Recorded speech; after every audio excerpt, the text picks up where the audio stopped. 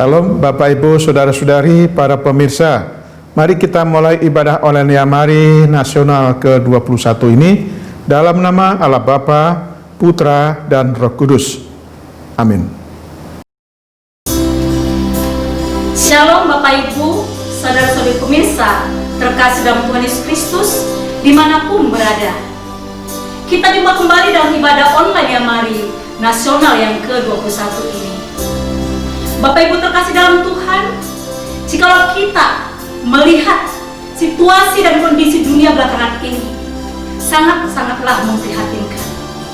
Kesulitan ekonomi semakin meningkat, pengangguran besar-besaran, politik semakin memanas, kejahatan semakin merajalela, bahkan ketidakadilan terjadi di mana-mana. Bapak Ibu, saudara-saudara terkasih dalam Tuhan, sebagai anak-anak Tuhan, dalam menghadapi situasi seperti ini, apa yang harus kita lakukan? Firman Tuhan berkata kepada kita, jangan lari kemana-mana, tetapi datanglah kepada Tuhan, sebab Dia akan memberikan kelegaan, kelepasan, kemenangan, dan pertolongan pada kita tepat pada waktunya. Haleluya. Sebagai ayat pengantar dalam ibadah online ke-21 ini, kita akan baca bersama dalam Mazmur 121 ayat 1 sampai 8. Firman Tuhan berkata, nyanyian ciara, aku melayangkan mataku ke gunung-gunung, dari manakah akan datang pertolonganku? Pertolonganku ialah dari Tuhan yang menjadikan langit dan bumi. Ia tak akan membiarkan kakimu goyah, penjagamu tidak akan terlelap. Sesungguhnya tidak terlelap dan tidak tertidur penjaga Israel. Tuhanlah penjagamu, Tuhanlah naunganmu di sebelah tangan kanan. Matahari tidak akan menyakiti engkau pada waktu siang, atau bulan pada waktu malam. Tuhan akan menjaga engkau terhadap segala kecelakaan. Ia akan menjaga nyawamu. Tuhan akan menjaga keluar masukmu dari sekarang sampai selama-lamanya. Saudara yang kasih dalam Tuhan, mari kita naikkan pujian yang berkata, Engkaulah perisaiku, sebab Tuhanlah perisai kita dalam menghadapi gelombang kehidupan yang menerpa kehidupan kita. Haleluya. Amin. Haleluya.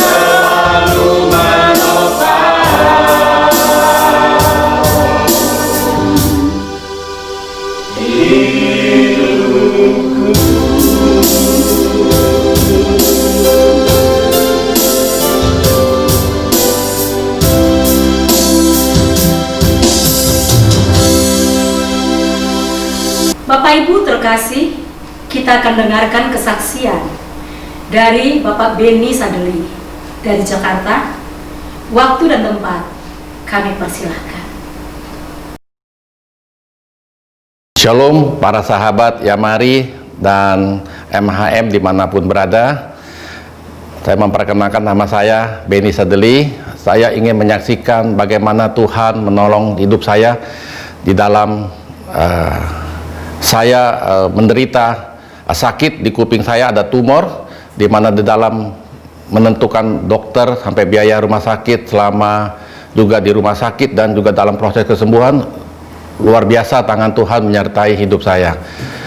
Pada tahun 2014 diperkirakan pada bulan Juni atau pada pun Juli, saya merasakan tiba-tiba kuping saya yang sebelah kanan tidak bisa mendengar. Lalu saya pergi ke salah satu rumah sakit di Jakarta, lalu saya diberikan obat antibiotik selama 1 bulan.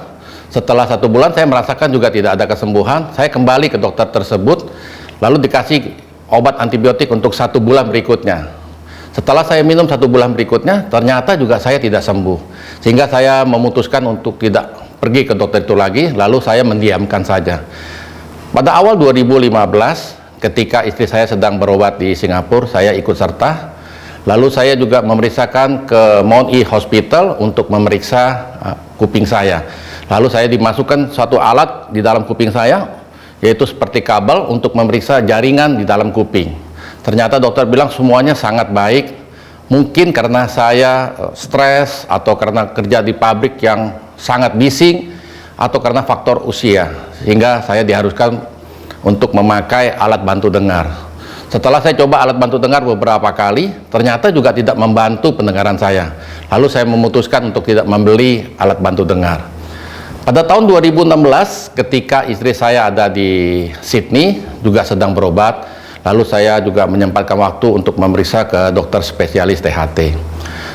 Pada waktu saya masuk ke dalam ruangan dokter, ke dalam ruang tunggu dokter, lalu saya ketemu dengan teman saya. Lalu teman saya berkata, sakit apa? Saya bilang, sakit di kuping, saya tidak bisa mendengar.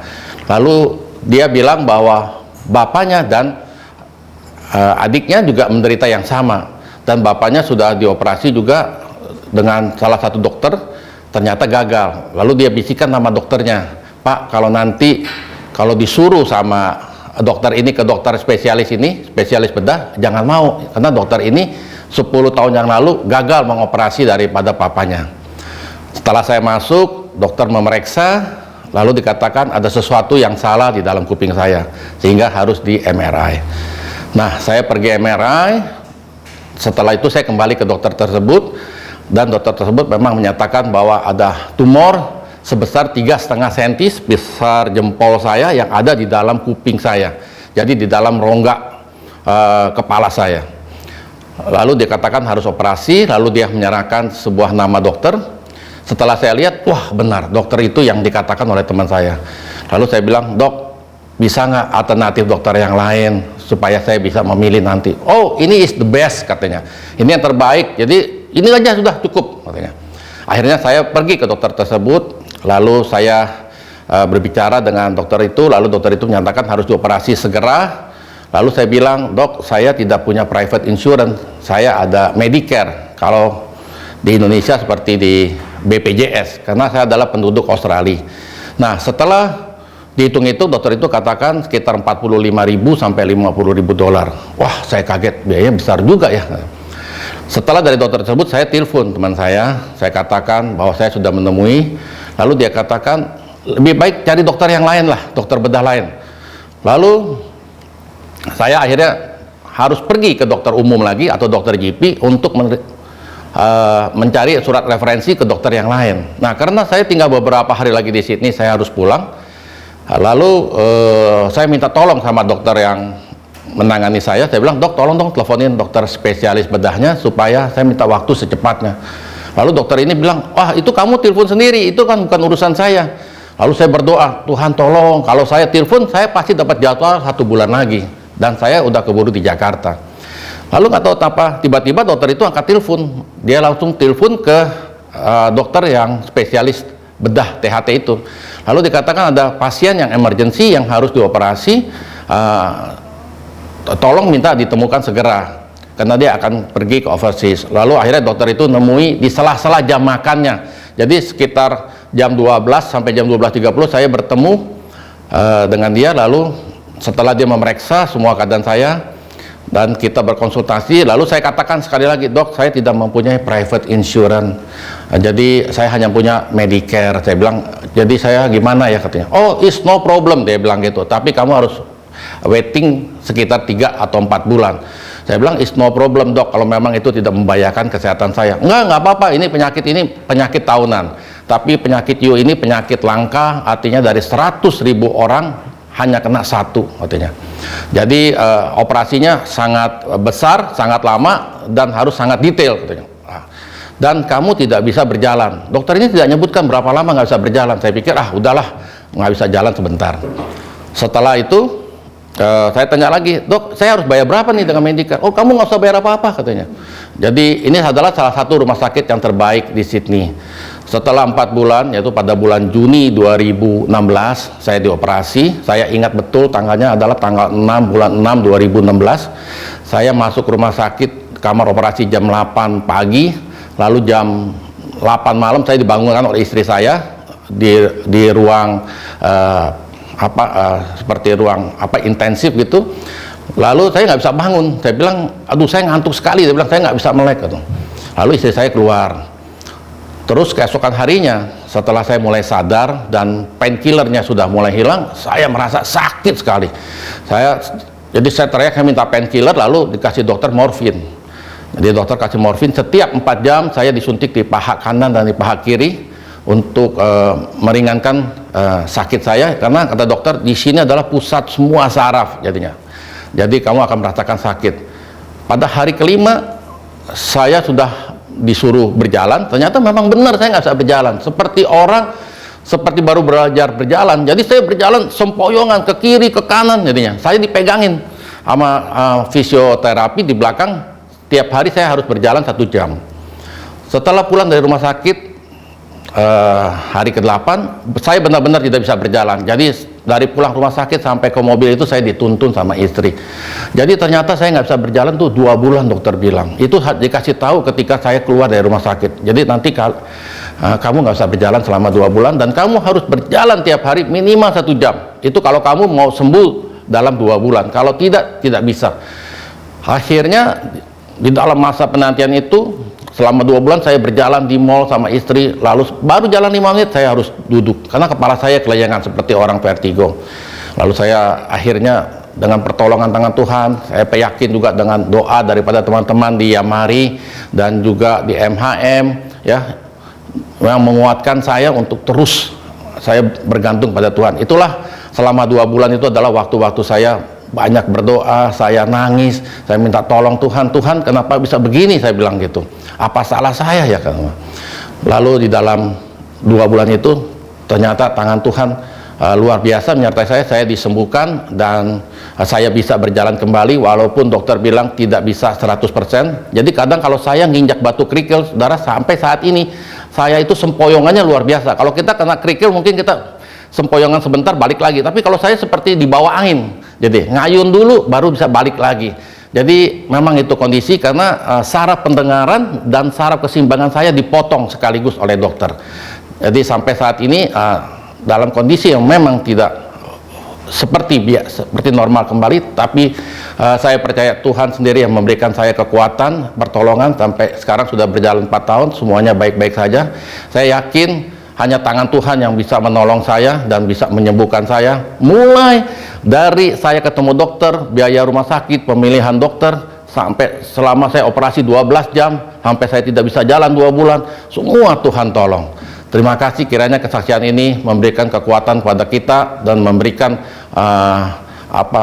sesuatu yang dimana kita percaya Tuhan akan memberikan kekuatan.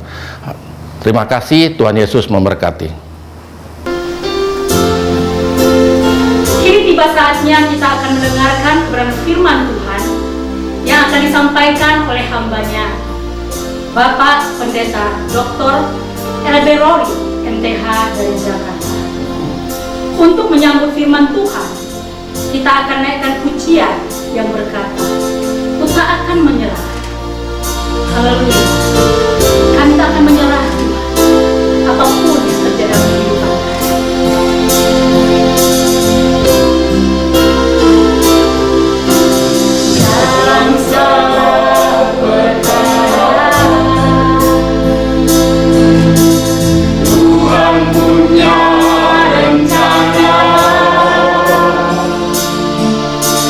Yang lebih besar dari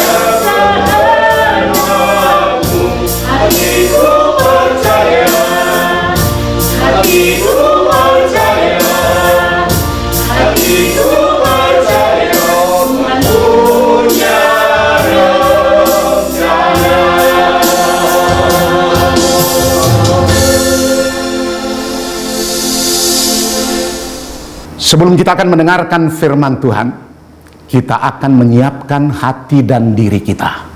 Para sahabat Yamari dan seluruh pemirsa, seluruh pendengar yang terlibat dimanapun Anda berada di seluruh penjuru Nusantara ini yang menjadi sahabat dari Yamari agar diberkati oleh Tuhan. Sebelum kita akan mendengarkan firman Tuhan, mari kita akan berdoa untuk firman Tuhan. Kita tunduk kepala dan kita berdoa.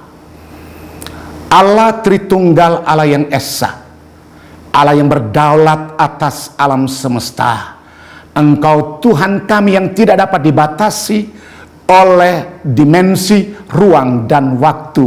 Engkau Allah kami maha hadir, hadir di dalam setiap musim hidup kami, hadir di dalam kehidupan kami dimanapun kami berada. Baik yang sedang menyaksikan tayangan ini, Tuhan akan memberkati semuanya ya Bapa. Ketika kami duduk mendengarkan firman Tuhan, kami mendapat impartasi dari firman Tuhan, kami mendapat pencerahan dari firman-Mu. Hamba-Mu yang tidak lebih dari segumpal tanah liat yang Tuhan percayakan menyeberangkan kebenaran firman Tuhan, Tuhan akan pakai, Tuhan akan urapi, dan semua kami, semua telinga, semua mata yang menyaksikan ini dijamah dan diberkati oleh Tuhan. Di dalam dan di atas nama Yesus Kristus kami berdoa untuk firman Tuhan.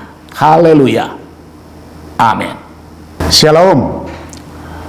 Sahabat Yamari yang saya kasih dalam Tuhan, saya bersyukur oleh karena pertolongan Tuhan kita boleh berada pada saat ini untuk bisa sama-sama menikmati berkat Tuhan. Dan saya percaya di masa-masa ini Tuhan menuntun kita dalam posisi seperti ini untuk kita dapat menikmati berkat-berkat Tuhan. Saya bangga dan senang oleh karena Yamari masih terus eksis. Saya sudah mengenal Yamari ini sebegitu lama, dan oleh karena Yamari itu juga sangat akrab dan bersinergi dengan PGLI. Dan saya bangga oleh karena Yamari masih terus eksis sampai hari ini melayani Tuhan. Dan saudara sekalian dikasih oleh Tuhan, kita akan buka bersama-sama di dalam surat kiriman Paulus kepada jemaat yang ada di Tesalonika. Pertama Tesalonika pasalnya yang kelima, ayatnya yang ke-15 sampai ayatnya yang ke-19. Ayat-ayat ini berbunyi sebagai berikut. Perhatikanlah supaya jangan ada orang yang membalas jahat dengan jahat, tetapi usahakanlah senantiasa yang baik terhadap kamu masing-masing dan terhadap semua orang.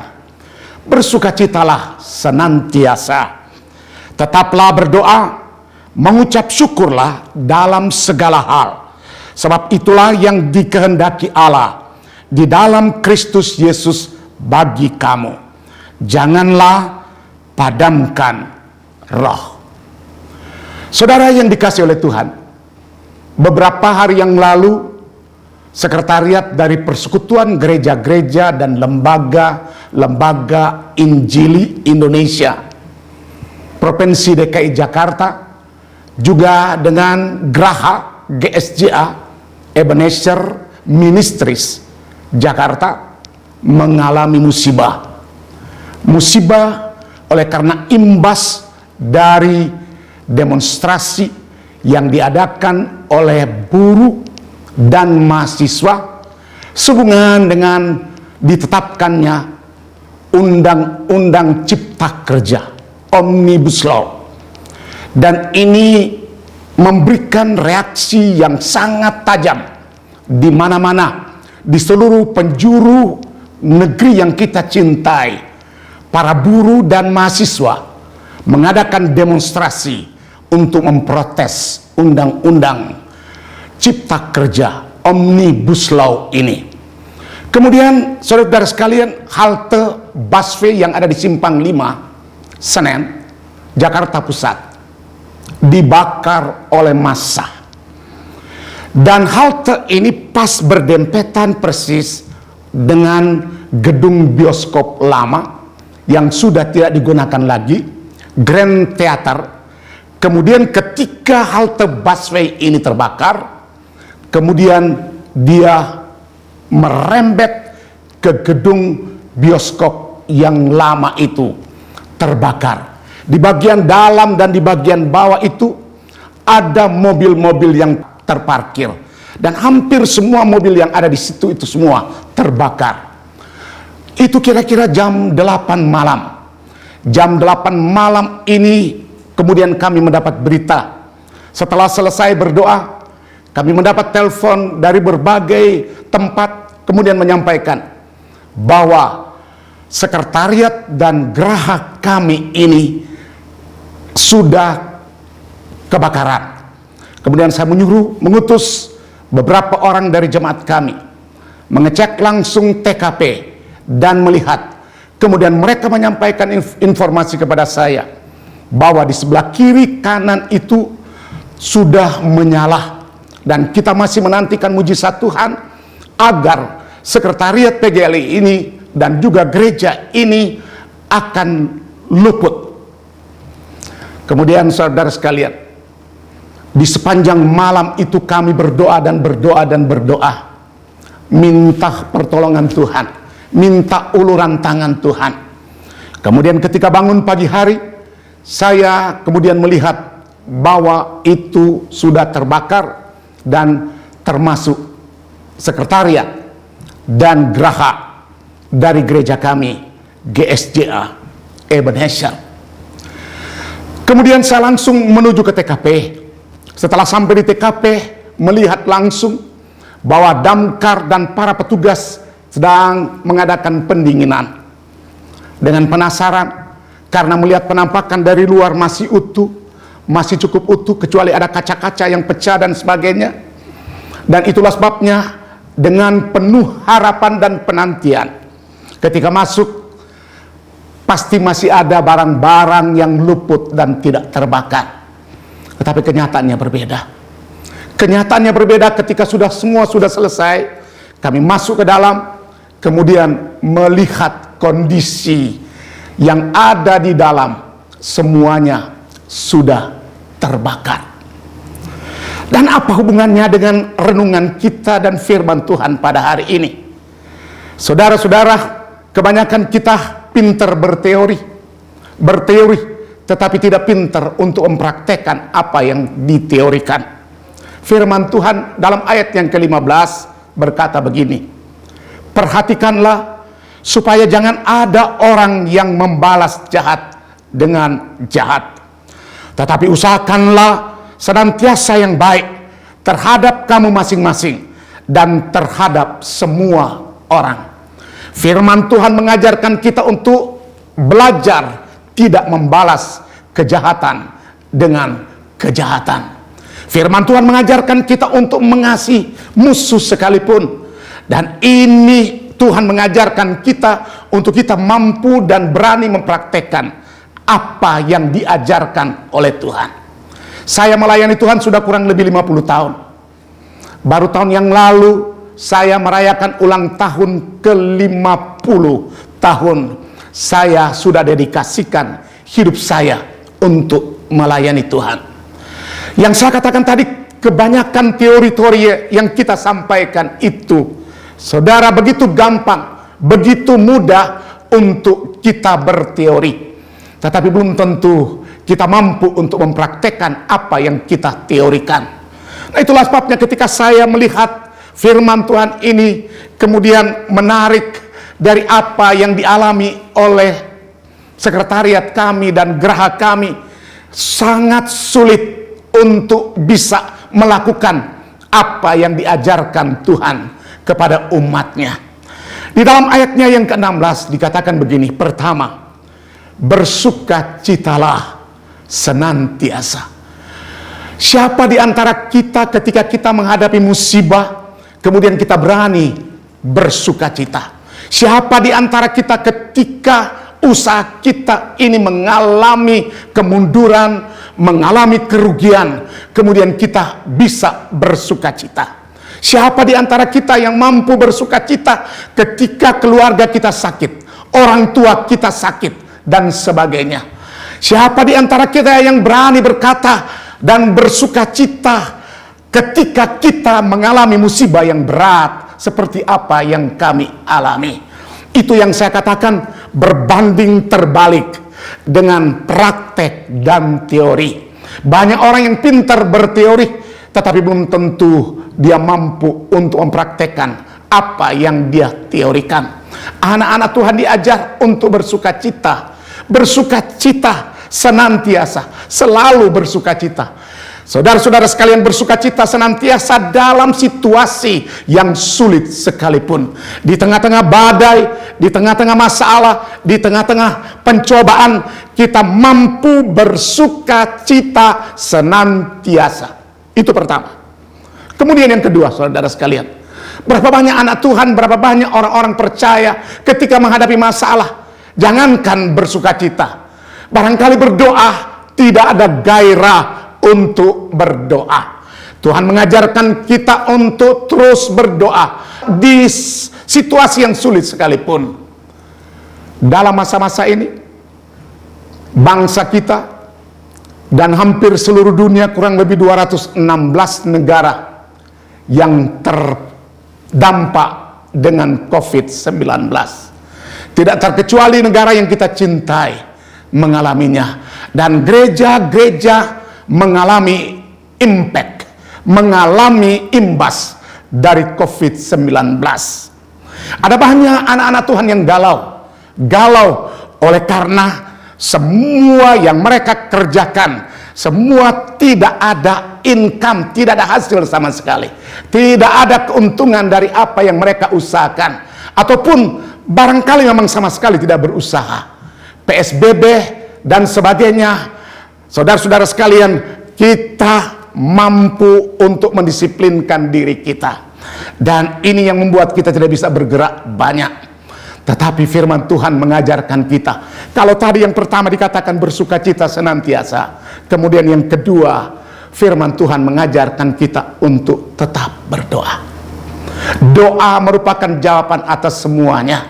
Doa merupakan kekuatan, power yang akan mampu menerobosi kesulitan. Dan doa itu yang mampu memberikan jawaban atas semua persoalan hidup kita.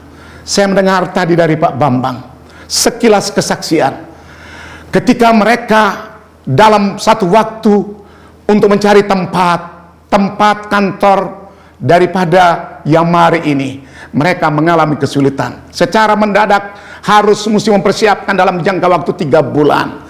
Kemudian beliau menyampaikan seruan doa kepada semua karyawan yang ada di Yamari untuk berdoa. Dan doa inilah yang memberikan jawaban.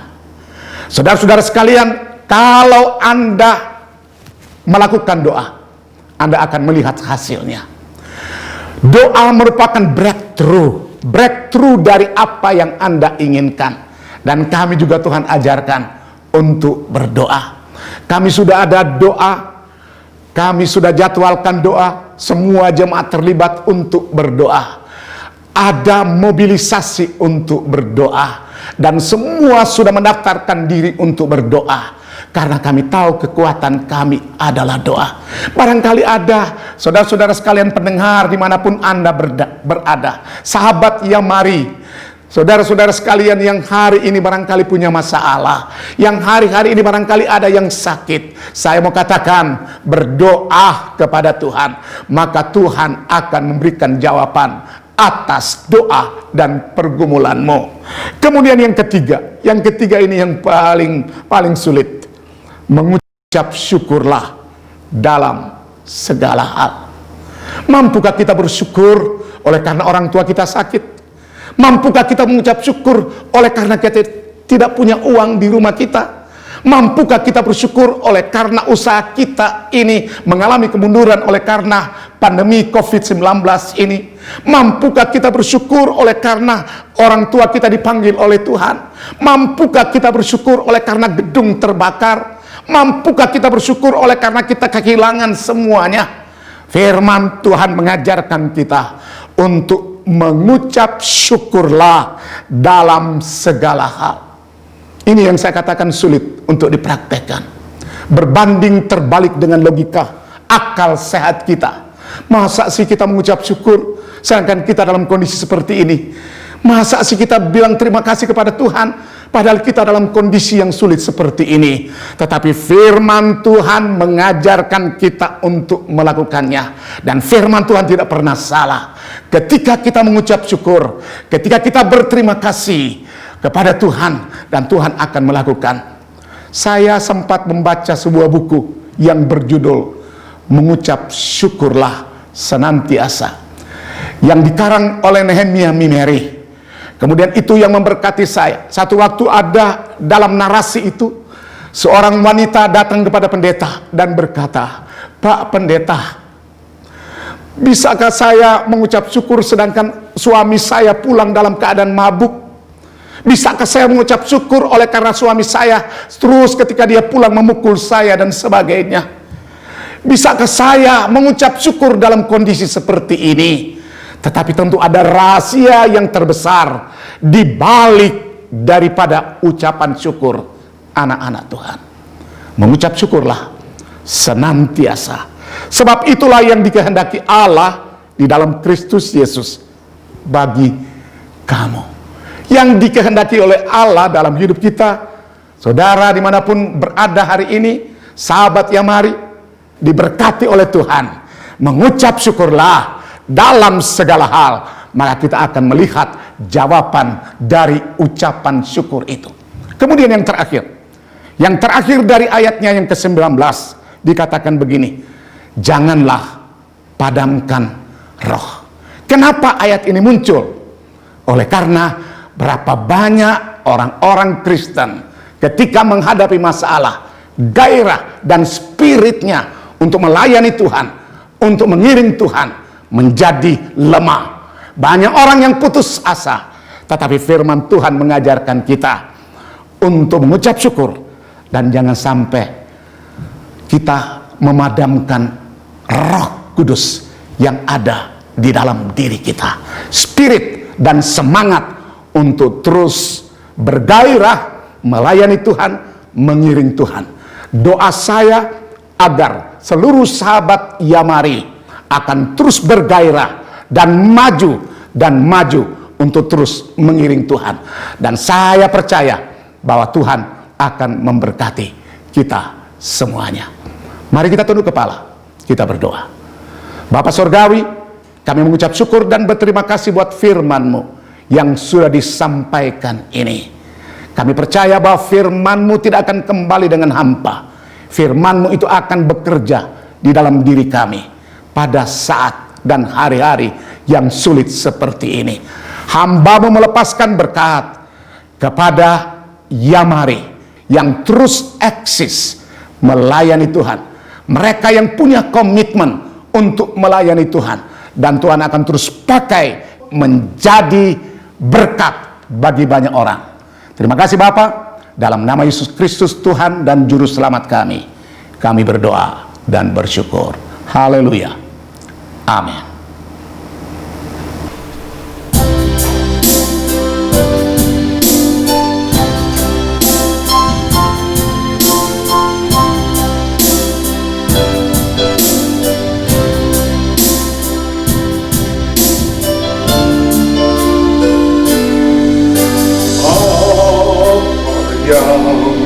Kau alami kini mungkin tak dapat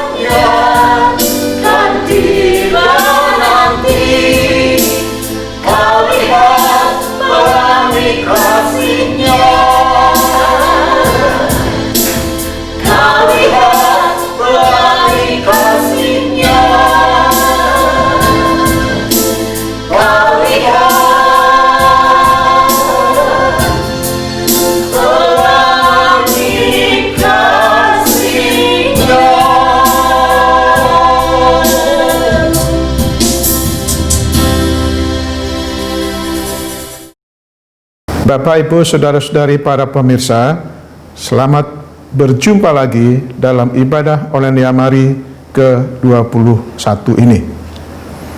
Bagi Bapak, Ibu, Saudara-saudari yang baru pertama kali mengikuti program ini, selaku pengurus Yamari, saya mengucapkan terima kasih atas kesediaannya meluangkan waktu membuka link YouTube ini. Untuk mengenal pelayanan Yamari lebih lanjut, silakan buka website kami di www.yamari.id. Para pemirsa, kita bersyukur masih diberikan kesempatan oleh Tuhan untuk menjalani hidup di tengah merebaknya pandemi COVID-19 yang sudah berlangsung lebih dari 7 bulan dan entah sampai kapan wabah ini akan selesai. Mari kita jalani hidup ini dengan tetap bersandar kepada Tuhan, tetap percaya dan mempercayakan diri kepada Tuhan. Kiranya damai sejahtera Allah yang melampaui segala akal akan memelihara hati dan pikiran kita dalam Kristus Yesus Tuhan kita. Baru saja kita mendengarkan firman Tuhan dengan tema mengucap syukur dalam situasi sulit yang dilayani oleh Bapak Pendeta Dr. R.B. Rory MTH. Beliau adalah Ketua PKL Wilayah DKI Jakarta dan sebagai Gembala Sidang Gereja Sidang Jemaat Allah Ebenezer Senen, Jakarta. Kiranya pesan firman Tuhan yang disampaikan memberkati kita semuanya untuk dapat menjalani hidup dengan pengucapan syukur walau dalam situasi dan kondisi yang sulit. Roh Kudus kiranya memandu kita, memimpin kita, menuntun kita, dan memberikan kekuatan kepada kita untuk menjalani hidup yang penuh tantangan dengan berserah dan bersandar kepada Tuhan. Terima kasih kepada hambanya Bapak Pendeta R.B. Rory atas pelayanannya. Tuhan Yesus memberkati Bapak bersama seluruh keluarga dan setiap peranan yang dilakukan. Terima kasih kepada Bapak Benny Sadeli atas kesaksian hidup yang dialami ketika bergumul dengan sakit di telinganya dan harus dioperasi di Australia. Tuhan menolong sehingga proses operasi berjalan lancar dan Tuhan mencukupkan kebutuhan dana yang dibutuhkan. Terima kasih kepada vokal grup Yamari atas persembahan pujian yang indah. Ibadah online Yamari Nasional berikutnya yang ke-22 tanggal 31 Oktober 2020 dengan tema 5 rahasia hidup tanpa putus asa akan dilayani Bapak Pendeta Andreas Abdianto, Ketua Umum Yamari yang berdomisili di Singapura. Mohon doanya agar pelayanannya nanti dalam ibadah online Yamari menjadi berkat dan membawa kemuliaan bagi nama Tuhan. Melalui kesempatan ini, saya menghimbau Bapak, Ibu, Saudara-saudari dalam masa pandemi COVID-19 agar tetap mentaati protokol kesehatan dengan ketat, yaitu melalui 3M, selalu menggunakan masker, selalu mencuci tangan, selalu menjaga jarak aman dengan orang lain, dengan tujuan memutus mata rantai penyebaran virus corona. Di akhir penayangan ibadah online ini akan ditayangkan nomor rekening bank dan QR Code Yamari untuk Bapak, Ibu, Saudara yang akan memberikan persembahan. Terima kasih atas perhatian dan supportnya. Tuhan Yesus memberkati. Kita akan masuk dalam doa syafaat yang akan dipimpin oleh Evangelis Mariati Sitorus. Sebelumnya, mari kita nyanyikan sebuah lagu Bagi Tuhan Tak Ada Yang Mustahil.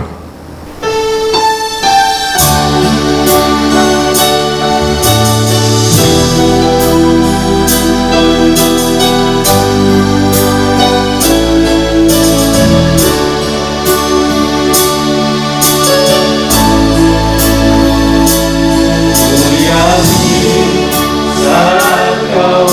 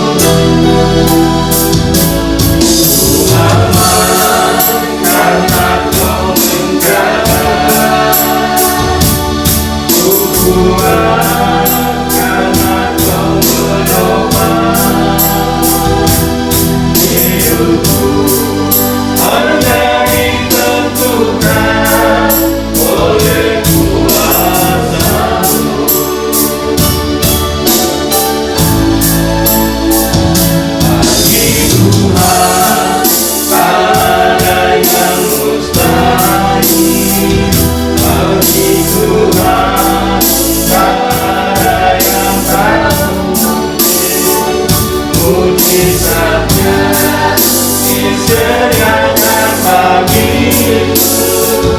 Ku diangkat dan dipulihkan.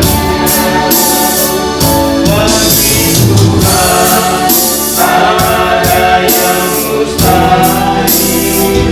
Bagi Tuhan ada yang tak mungkin. Mujizatnya disediakan bagiku. Ku diangkat dan dipulihkannya. Ku diangkat dan dipulihkannya. Ku diangkat dan dipulihkannya.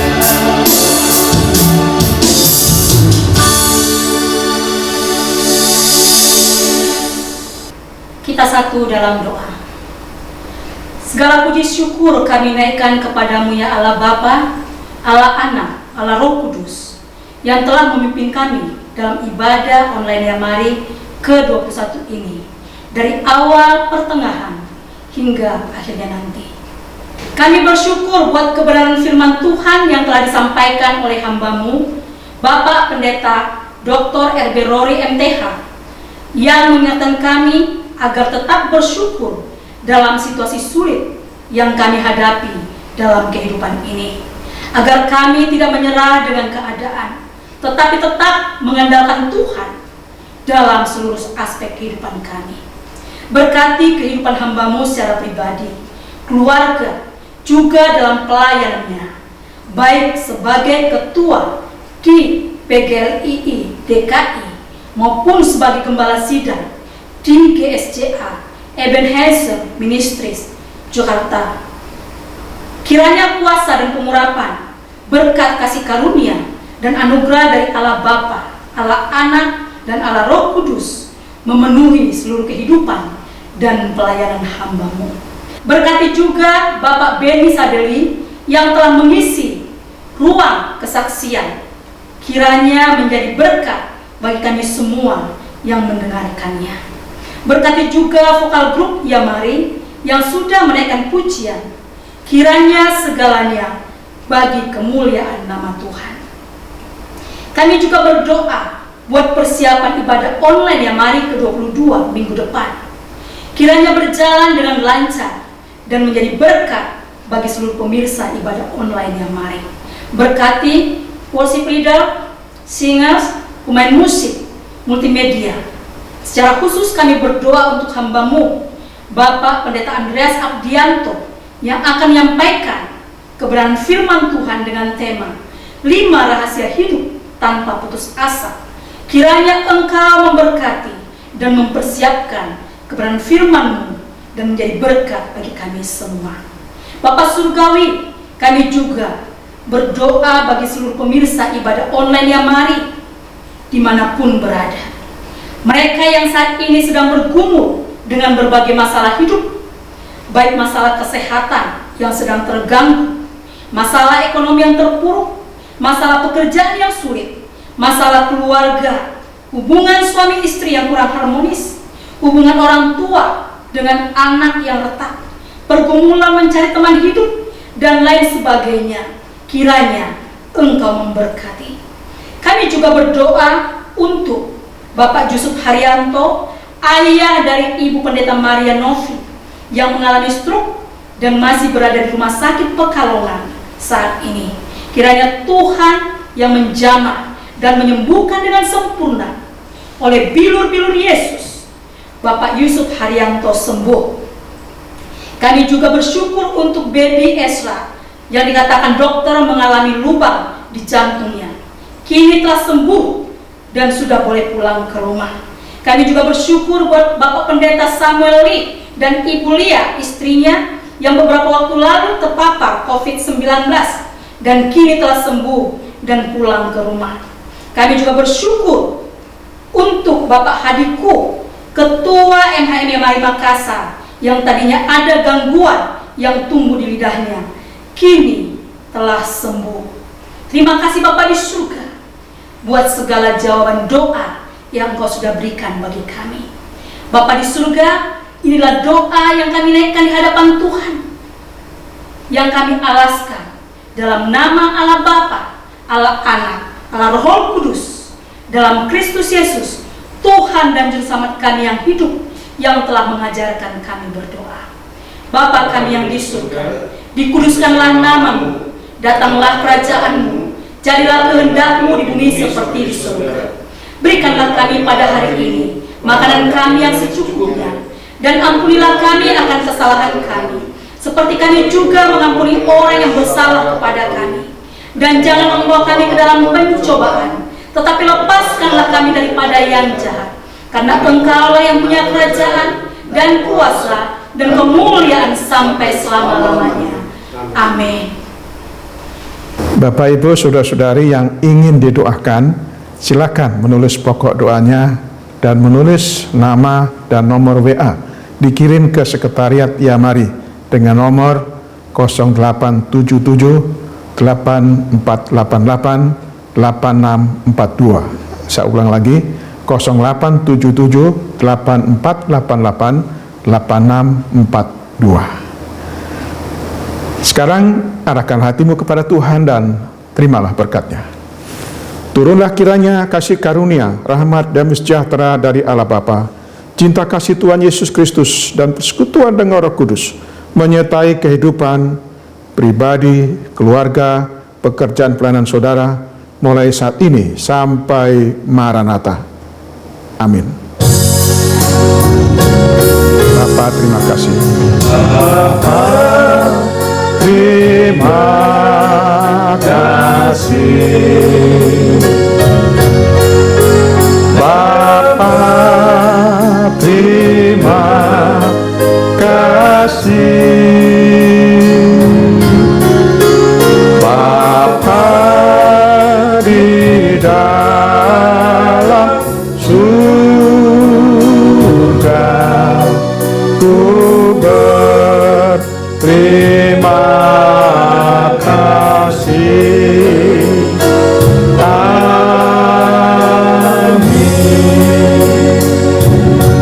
Sampai jumpa.